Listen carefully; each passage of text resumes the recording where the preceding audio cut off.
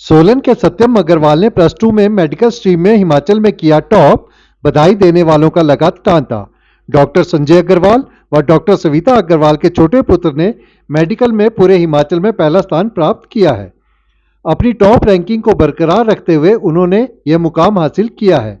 इससे पहले भी वह 10वीं परीक्षा में पहला स्थान हासिल कर चुके हैं। सत्यम अपने माता पिता और भाई की तरह एक बढ़िया सर्जन बनना चाहते हैं।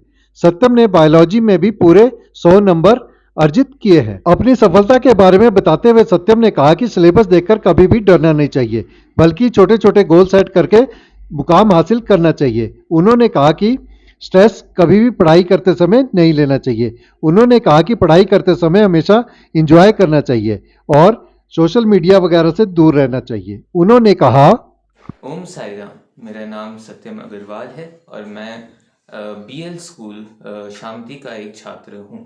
इस साल की सीबीएसई क्लास 12 परीक्षा में मेरे 97.4% आए हैं। साथ ही साथ बायोलॉजी में मैंने 100% मार्क्स हासिल किए हैं। मैं स्टेट में मेडिकल की क्षेत्र में फर्स्ट आया हूँ। मेरा ऐसा मानना है कि मैंने जो इतने सारे अंक प्राप्त किए हैं, इसके पीछे सिर्फ मेरी ही नहीं बल्कि मेरे पूरे परिवार की मेहनत है। स्पेशली मेरे parents doctor Sanjay Agarwal and doctor Savita Agarwal, जिन्होंने इस पूरे रास्ते में मुझे काफ़ी सहायता दी है। उन्हीं के मार्गदर्शन के कारण मैं इतने अंक प्राप्त कर पाया हूँ। मेरा ऐसा मानना है कि कभी कभार हम जब एग्ज़ाम से पहले जब पढ़ने का प्रयास करते हैं, तो इतना सारा सिलेबस देख के हम डर जाते हैं कि हम इतना सारा सिलेबस कैसे कवर अप कर पाएंगे। उसका भय होता है हमें। तो मेरा ऐसा मानना है कि प्रिपरेशन के लिए हमें छोटे छोटे गोल सेट करने चाहिए।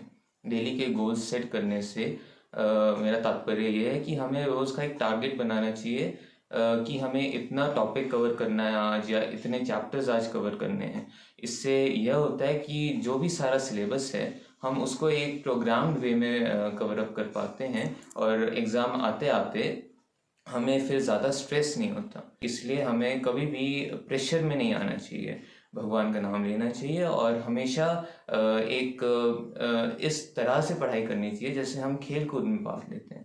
हमें हमेशा पढ़ाई को एज अ को एक्टिविटी, जैसे एक को करिकुलर एक्टिविटी, एक हॉबी की तरह लेना चाहिए, जिससे हमें ऐसा लगेगा कि पढ़ाई एक खेल की तरह ही है और हम प्रेशर में नहीं आ पाएंगे। साथ ही मैं ये कहना चाहूँगा कि कई बार हम जब पढ़ने बैठते हैं तो हमें डिस्ट्रैक्शंस बहुत सताने लगती हैं। इसलिए मेरा मानना ये है कि हम जितना दूर सोशल मीडिया, मोबाइल फ़ोन्स और बाकी लैपटॉप आदि उपकरणों से जितना दूर रह सकेंगे, उतना हमारे लिए फ़ायदेमंद होता है।